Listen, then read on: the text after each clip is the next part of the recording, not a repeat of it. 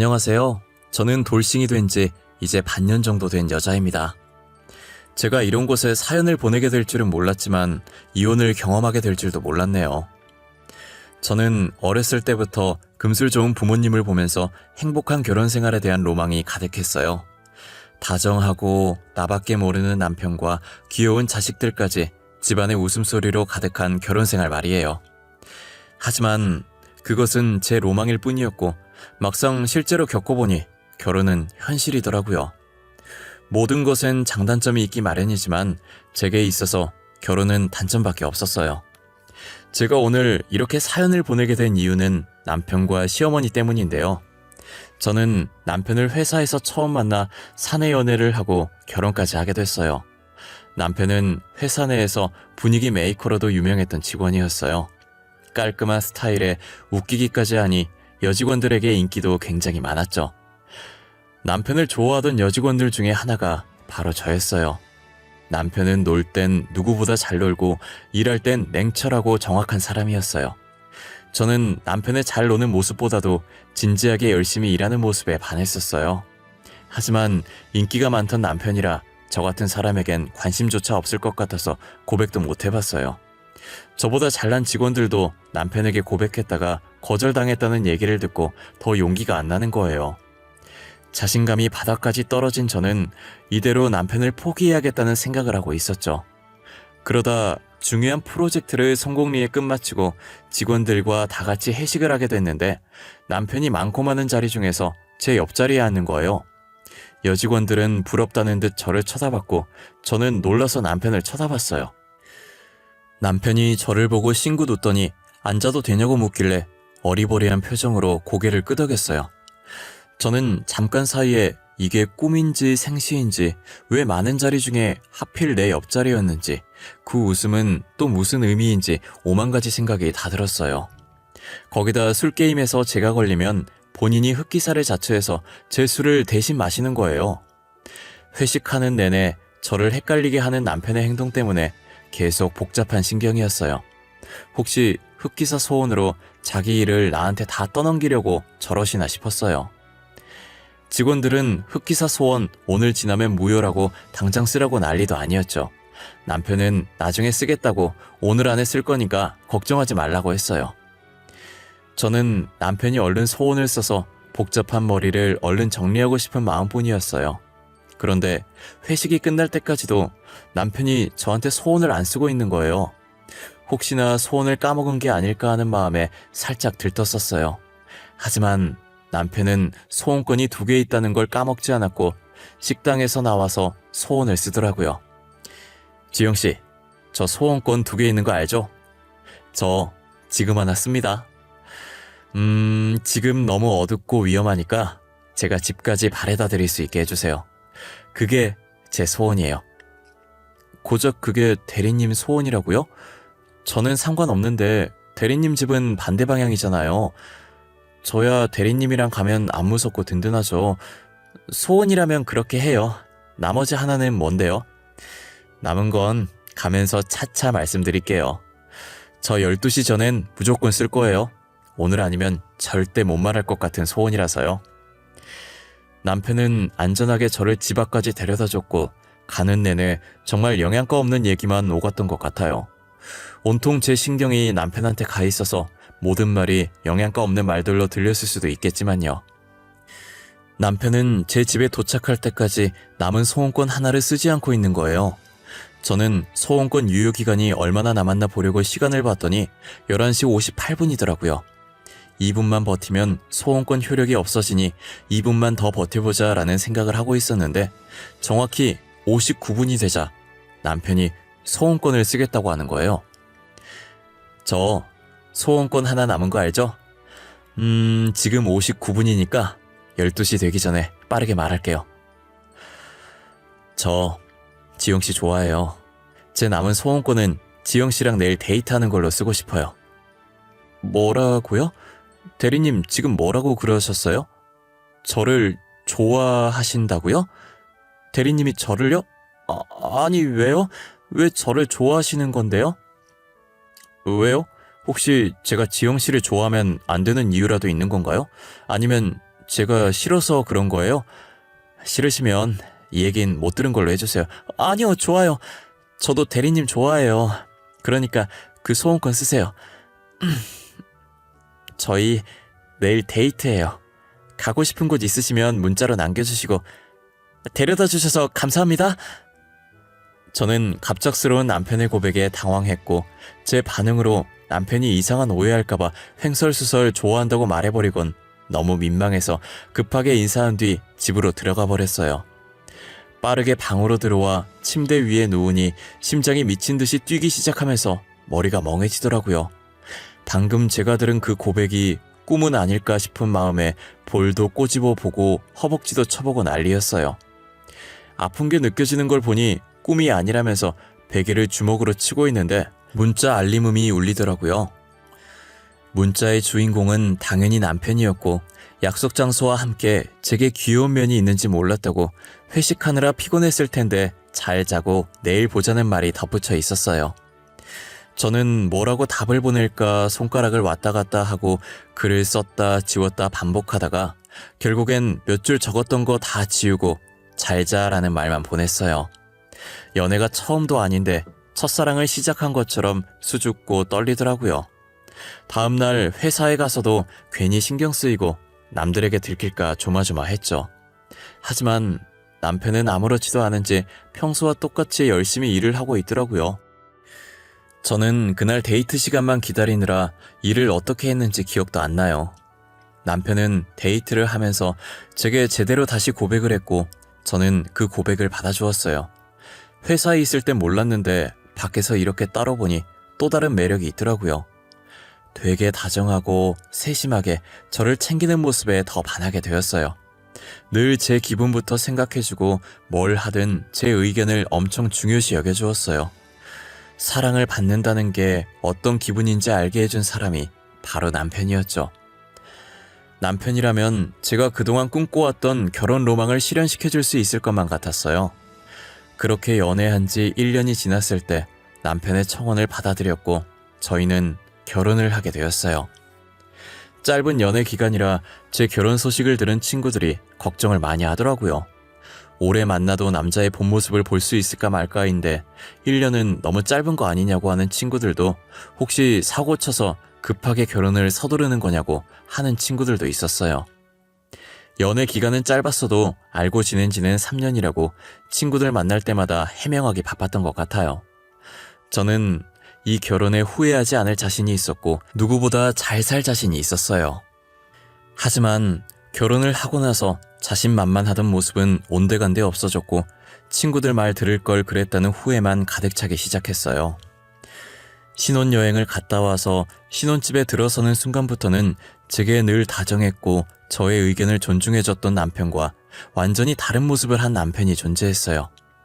결혼하고 보니 친구들 제게 했던 말 중에 틀린 말이 하나도 없었어요. 남자란 종족은 여자를 꼬시기 위해서라면 뭐든 다 한다고 하더니 남편 하는 행동을 보니까 그 말이 정확하더라고요. 언제는 물 한 방울 안 묻히겠다고 하늘의 별도 따다 주겠다고 해놓고 지금은 설거지에 손빨래에 하도 물을 만져대서 손에 습진까지 생길 지경이었어요. 그동안 연기를 했던 건지 연애 시절 보였던 다정한 모습들은 어디에도 찾아볼 수 없었죠. 남편은 무엇 하나 자기 손으로 하는 게 없었고 전부 저를 통해서 하려고 했어요. 물 가져와라, 리모컨 가져와라. 정말 사소한 것 하나까지 저를 못 시켜 먹어서 안달이었어요. 자기는 일하고 와서 힘들다고 하는데 저도 같은 회사에서 같은 부서에서 일하거든요. 누가 보면 저는 일 안 하고 하루 종일 집에만 있는 사람인 줄 알겠어요. 같은 회사 다니면서 자기가 무슨 일 하는지 제가 다 아는데 그 일이 뭐가 그렇게 대수라고 집에서는 손 하나 까딱 안 하고 왕대접을 받으려고 하는지 모르겠더라고요. 남편은 퇴근해서 집에 들어오면 소파와 한몸이 되어 움직일 생각을 전혀 안 해요. 양말도 벗어서 대충 거실 한가운데 던져놓고 그대로 소파에 누워 폰을 보고 있어요. 배극적이면서 제게 리모컨 달라고 하는데 그게 얼마나 꼴보기 싫은지 몰라요. 항상 소파 바로 옆에 놔두는 리모컨도 손 뻗기 귀찮아서 제게 달라고 하는 거예요. 짜증나긴 하는데 솔직히 남편이랑 말 섞는 게 더 스트레스 받을 것 같아서 그냥 리모컨을 살짝 남편 쪽으로 던져주고 말아요. 그래도 남편은 어느 정도 봐줄만 한데 더 큰 문제는 시어머니였어요. 리모컨을 남편한테 건네주고 나면 항상 정확한 시간에 공포의 휴대폰 벨소리가 들려요. 안 봐도 전화를 건 사람이 시어머니일 것이고 전화 받으면 저녁상 찍어서 보내려고 할 게 뻔했어요. 시어머니는 밥상 사진은 기본이고 설거지 후 그릇 사진, 빨래 사진 모든 것을 보내달라고 해요. 업체에서 나온 사람 마냥 집안일에 관한 모든 것을 찍어 보내달라고 하면서 감시하고 지적하죠. 남편을 어린아기 취급하면서 위생에 신경 좀 써달라고 매일같이 전화하세요. 그렇게 소중한 아기면 제발 시어머니께서 다시 데리고 가서 키우라고 하고 싶은 심정이었어요. 저도 결백증 있는 친정어머니의 영향으로 항상 위생을 중요시 여기는 사람이에요. 오히려 더러운 건 소파에 누워서 꼼짝도 안 하는 식충이 남편이거든요. 제발 저한테 하는 잔소리 반만이라도 남편한테 해줬으면 하는 바람이 컸어요. 자기 몸만 씻을 줄 알았지 아마 저희 남편보다 더러운 사람은 또 없을 거예요. 그나마 지 몸이라도 잘 씻어서 다행이라는 생각까지 들 정도였거든요. 지 몸은 어찌나 끔찍하게 여기던지 밥 먹고 식탁 닦다가 실수로 음식 부스러기라도 남편한테 튀게 되면 얼굴을 아주 있는 대로 구기고선 그 부스러기를 저한테 던지더니 째려봐요. 그렇게 깔끔 떨 거면 거실에 뒤집어 놓은 양말과 아무렇게나 벗어둔 셔츠나 치웠으면 좋겠어요. 남편이고 시어머니고 저를 가만히 놔두는 사람이 없었어요. 저는 아침 저녁으로 시어머니의 전화가 울리면 자동으로 몸이 떨리기 시작해요. 과연 전화를 받으면 무슨 말이 튀어나올까 하는 두려움이 가득 차죠. 아가, 나다. 너 아직 퇴근 안 했니? 저녁상 사진 보낼 때가 됐는데 왜 아직 아무런 문자가 없어? 너네 혹시 외식하니? 밖에서 먹는 음식 몸에 안 좋다고 내가 말했을 텐데. 아, 어머님, 저희 외식 안 해요. 퇴근이 조금 늦어져서 이제 요리 시작했어요. 금방 차려서 사진 보내드릴게요. 10분만 기다려주세요. 너 유기농 음식들만 사서 만드는 거 맞지? 우리 애 입으로 들어갈 건데 신경 좀 써줬으면 좋겠네. 미안하지만 내가 이렇게 부탁 좀 하마. 네네, 제가 알아서 몸에 좋다는 것만 골라서 해먹이고 있어요. 그러니까 너무 걱정하지 마세요. 그럼 들어가세요, 어머님. 자기 아들만 입이고 제 입은 입도 아닌지 정말 사람 기분 나쁘게 말하는데 뭐 있다는 생각이 들어요. 시어머니와 전화를 끊고 나면 기분이 좋았던 적이 단 한 번도 없어요. 혹시 저런 말투들은 시자 붙은 사람들이 타고나는 재주 같은 건가요? 어디서 며느리 화나게 하는 강좌라도 따로 받는 것처럼 어쩜 하나같이 저런 말투가 나올까요?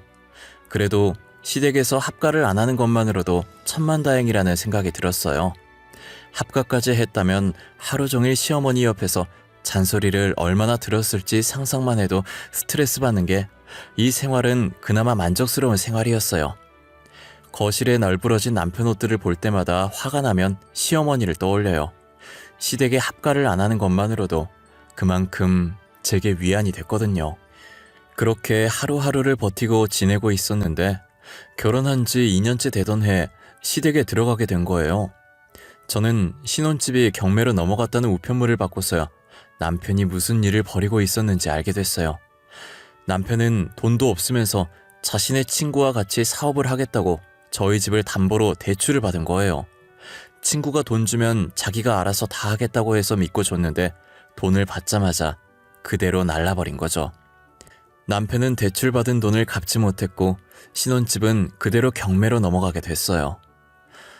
혼자 사는 집도 아니면서 왜 혼자 독단적으로 행동을 하는지 이해가 안 가더라고요. 심지어 신혼집 살 때도 남편이 모아둔 돈이 별로 없어서 거의 제 돈으로 냈었거든요. 그런 집을 왜 제 의견 하나도 안 묻고 저런 짓을 벌였는지 진짜 화가 났어요.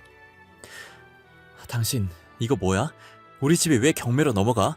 당신 도대체 뭐하고 다닌 거야? 왜 나랑 상의도 없이 우리 집을 담보로 대출을 받은 거야? 사업 좀 해보려고 그랬다 왜? 다 우리 가족을 위해서 그랬던 거야. 돈 많이 벌어서 남의 월급 받는 거 말고 나도 누군가한테 월급 주는 사람이 되고 싶었다고. 지금 당신이 뭘 잘했다고 소리를 질러? 사업도 잘 모르는 사람이 왜 그런 짓을 벌인 거야, 어? 내가 이 우편물 안 봤으면 영원히 말 안 하려고 했어? 그래? 말하려고 했어. 말하려고 했다고. 난 단지 친구가 알아서 다 해주겠다는 말에 믿고 그런 거라고. 에이, 나라고 이렇게 될 줄 알았겠어? 나도 피해자야. 나도 피해자라고. 나한텐 당신이 가해자야. 알아? 이제 우리 집 어떡할 거야? 당장 다음 주까지 집 빼라는데 어떡할 거냐고. 우리 당장 갈 곳도 없어. 갈 곳이 왜 없어? 우리 집 가면 되잖아. 우리 엄마가 받아줄 거야. 엄마한테는 내가 말할게.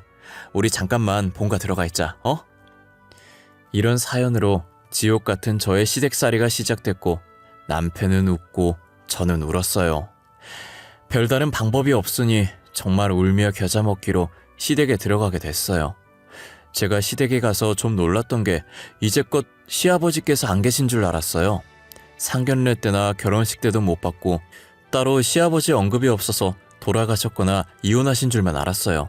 그런데 아무런 언급이 없던 시아버지께서 떡하니 시댁에 계시더라고요. 다만 몸이 불편하신 건지 안방에서 계속 누워 계시기만 했어요. 알고 보니 시아버지께서 예전에 사고를 크게 당하셔서 한동안 의식이 없으셨는데 다행히 오랜 시간 뒤에 의식을 겨우 차리셨고 안타깝게 식물인간 상태가 되었다고 하더라고요. 병원에서 계속 모시다가 얼마 전에 집에서 간병하기 시작했다고 들었어요. 간병하시는 분이 따로 있나 했는데 시어머니께서 직접 시아버지를 간병하시더라고요. 시어머니 성격으로 봐서 아픈 시아버지를 제대로 안 보살피고 못살게 괴롭힐 것 같았어요. 하지만 제 생각을 완전히 뒤엎고 시아버지를 엄청 정성스럽게 보살피시더라고요. 계속 누워있으면 욕창 걸리기 십상이라 조그만 몸과 가녀린 팔로 익숙한 듯 시아버지를 요리조리 돌려가면서 욕창에 걸리지 않게 관리를 하셨어요. 그리고 수시로 물수건을 들고 와 시아버지 몸 구석구석 꼼꼼히 닦아주셨죠. 시어머니 혼자서는 힘들어 보여서 제가 도와드리겠다고 했지만 거절하시더라고요. 이제껏 몇 년간 혼자 잘해왔다고, 그리고 계속 자신이 하다가 다른 사람이 하면 익숙했던 손길이 아니라서 시아버지께서 불편해할 것이라면서요. 저는 시어머니를 다시 보게 됐고 그동안 미웠었지만 이런 면에서는 조금 존경하게 됐어요. 하지만 그건 그거고 시댁살이는 어마무시하더라고요. 집에 환자까지 있으니 집안일 가지고 잔소리를 평소보다 배로 하셨어요. 시아버지를 보니 저도 시어머니가 왜 이렇게까지 하는지 이해가 가긴 했어요. 그치만 모든 일들이 제 몫이 된 게 불만이었어요. 지금이 조선시대도 아니고 저는 여전히 손빨래를 해야 했고 청소도 청소기가 아닌 제가 직접 빗자루와 쓰레받기로 청소해요. 아마 요즘 시대에 저처럼 기계의 도움 없이 모든 것을 직접 하는 집은 또 없을 거예요. 거기다 남편은 시어머니 믿고 그러는 건지 합가를 한 뒤로 더 자기 마음대로 살기 시작했어요. 친구 만나서 늦게 오는 건 기본이었고 이젠 외박도 잦아졌어요. 술 먹고 늦게 들어오는 날이면 자고 있는 저를 깨워 라면 끓여달라는 둥, 밥 차려달라는 둥 괴롭혔죠. 알아서 끓여 먹으라고 했더니 쿵쾅거리면서 거실로 나가서는 라면을 봉지째로 들고 와 제 면전에 던지면서 끓이라고 발악을 하더라고요. 제가 반응을 안 하면 자기 무시하냐고 화장대에 있는 물건들을 바닥에 집어던지곤 했어요. 한번 해주는 버릇이 들면 계속 해줘야 해서 저는 끝까지 끓여주지 않고 버텼어요. 그랬더니 갑자기 제 머리채를 잡고 흔드는데 그래도 분이 안 풀리는지 그대로 제 머리채를 잡아 올려 누워있던 저를 일으키는 거예요. 제가 놓으라고 소리 지르자 시끄럽다며 뺨을 내리치더라고요. 이런 대우를 받으면서까지 살아야 하나 싶어서 있는 힘껏 남편을 밀었고 저는 방 안에 있던 모든 물건을 바닥에 던졌어요. 그리고 침대 위에 있던 라면을 똑같이 남편 면전에 던지고 거실도 개판으로 만들고 친정으로 도망왔어요. 부모님이 걱정할까봐 아무 말도 못하고 날이 밝는 대로 이혼을 하겠다는 마음을 먹었어요. 이왕 이혼하기로 마음먹은 거 남편에게 하고 싶었던 얘기를 문자로 싹 다 했어요. 남편의 행실과 시어머니의 시집살이 때문에 이혼하겠다고요. 다음날 제가 간만에 단잠을 자고 있었는데 남편이 친정으로 찾아와서 용서를 빌더라고요. 자존심도 센 사람이 무릎까지 꿇고 그러고 있으니 마음이 약해져서 다시 집으로 돌아갔어요. 남편은 집에 와서도 계속 미안하다고 했고 시어머니도 옆에서 미안하다고 했죠. 여보, 그동안 내가 잘못했어. 나 당신 그렇게 나가고 진짜 반성 많이 했어. 그러니까 이혼하자고는 하지 마. 당신 없으면 못 산단 말이야. 아가, 나도 미안했다. 나는 너네 시아버지 챙기느라 아들내미 챙길 시간이 없어서 괜히 미안한 마음에 그랬으면 안 됐는데 너한테 나 대신 엄마 노릇을 시키고 유난 떤 것 같아. 아니에요, 어머님. 저도 잘한 거 없는데요. 집안 다 어질러 놓고 친정으로 도망간 게 며느리로서 잘한 일은 아니죠. 정말 죄송합니다. 저는 진심으로 사과하는 시어머니와 남편의 모습에 용서를 해주기로 했어요. 그리고 남편에게 집안일을 도와주겠다는 약속을 받아냈어요. 하지만 인간은 쉽게 변하지 않는다는 어른들의 말이 있잖아요. 인간이 변하면 그건 죽을 때가 다 된 거라는 말처럼 남편은 살 날이 한참 남아서 그런지 저와 약속한 지 얼마 지나지 않아서 다시 본성을 드러내기 시작했어요. 시어머니께서는 정말 반성을 하신 건지 더 이상 제게 잔소리를 하지 않으셨어요. 남편은 딱 3일 잘해주더니 다시 본래의 모습으로 돌아가 술 먹고 매박하고 행패를 부리더라고요. 시어머니께서 남편을 한심하게 보고 한 소리 하지만 통하지 않았어요. 저도 이제 오기가 생겨서 내 손으로 이 인간을 고쳐보자는 생각이 들었어요. 남편과 똑같이 매일같이 친구와 약속을 잡고 늦게 오고 외박을 했어요. 시어머니께는 제가 일부러 이러시는 걸 알고 계셔서 늦게 오거나 외박해도 별 말씀 하지 않으셨어요. 저는 누가 이기나 한번 해보자 싶었고 집에 들어가는 날보다 외박하는 날이 더 많았어요. 그랬더니 아예 저를 바람난 사람 취급을 하더라고요. 너 지금 뭐 하는 짓이야? 혹시 나 몰래 다른 남자 만나고 있냐? 그래서 매일 외박하는 거냐고. 솔직히 말해.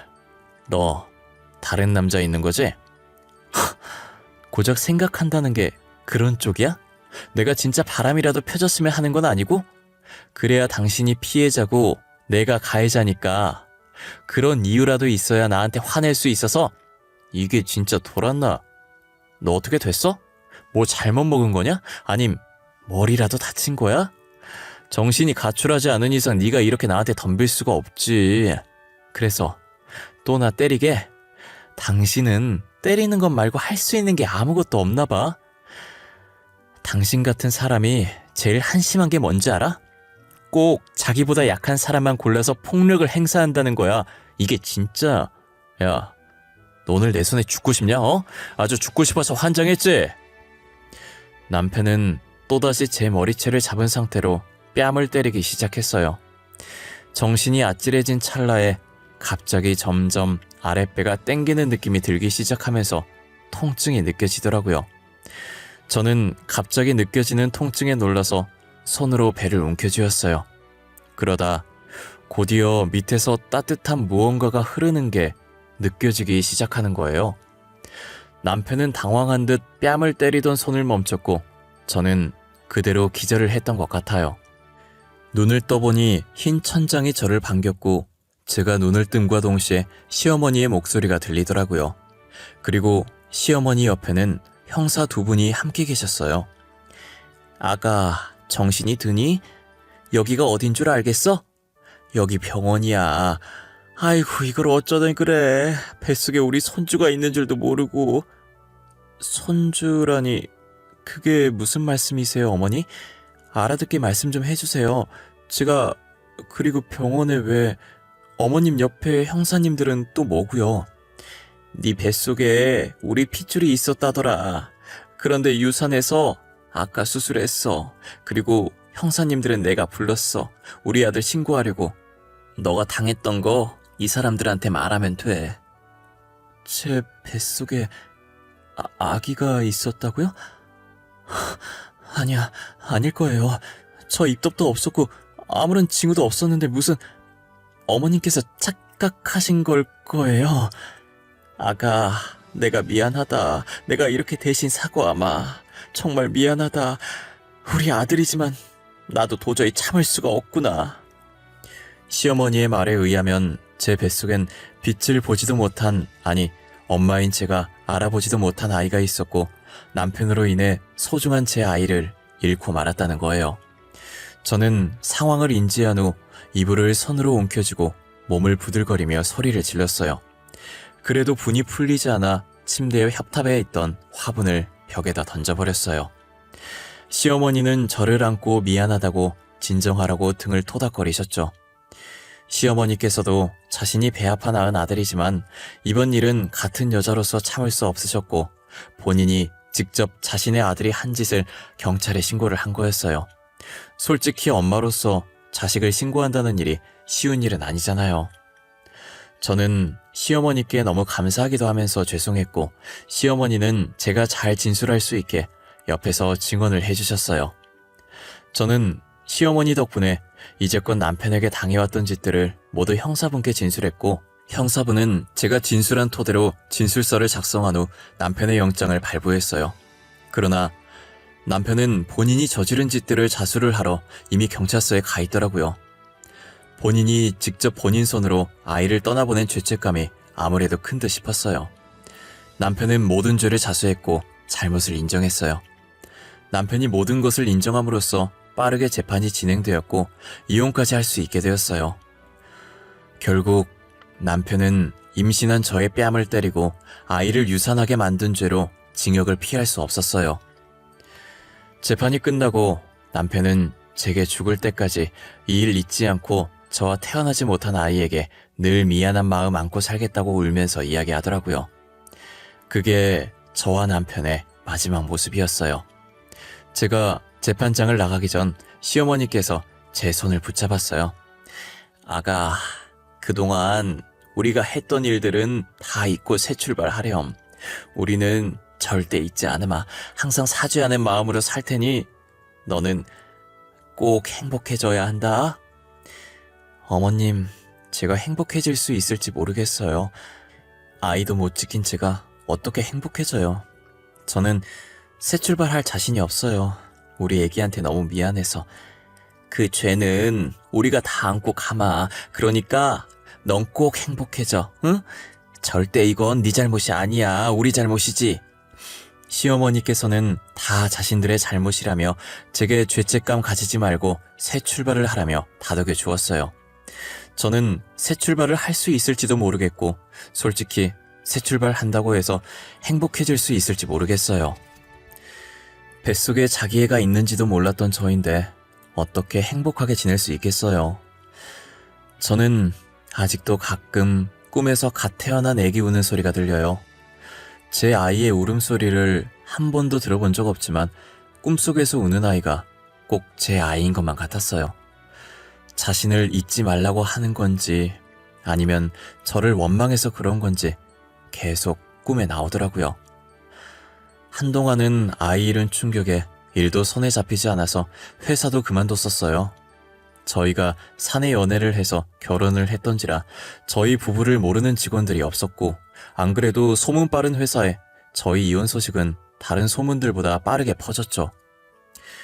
어차피 일도 손에 안 잡히는데 소문을 핑계 삼아 퇴사를 결정하게 됐어요. 반년이 지난 지금은 나름대로 안정을 많이 되찾았고 아이 꿈을 꾸는 횟수도 줄어들었어요. 새 출발할 자신도 용기도 나지 않아 집에서 누워만 있었는데 이렇게 있다간 정말 죽을 것 같더라고요. 그래서 뭐라도 해보려고 시댁에서 받은 위자료와 퇴직금으로 정말 조그만 공방을 하나 차렸어요. 평소에 액세서리를 좋아했던 저라 액세서리 공방을 만들어서 일주일에 한 번 클래스를 열었어요. 클래스를 통해 여러 사람을 만나다 보니 저도 그분들의 기운을 받고 힘을 낼 수 있겠더라고요. 저의 정신력이 완전히 회복된 건 아니지만 좋은 분들을 많이 만나 일상생활을 할 수 있을 정도는 되었어요. 그래도 가끔씩 불쑥불쑥 아픈 기억들이 떠오르곤 했지만 예전만큼 힘들진 않답니다. 저는 그것만으로도 만족하고 살려고 합니다. 완전히 잊는 것도 저희 아이에게 미안한 일이니까요. 제 이야기는 여기서 마쳐볼까 해요. 여러분들도 저와 같은 아픈 과거 있으시다면 훌훌 털고 일어나셨으면 좋겠어요. 경험을 해보니 계속 가지고 있어봤자 좋을 건 하나도 없더라고요. 그러니 좋은 기억은 오래 간직하고 아픈 기억은 빨리 잊으셨으면 좋겠어요. 지금까지 제 이야기 들어주셔서 감사하고 늘 건강하시길 바랄게요.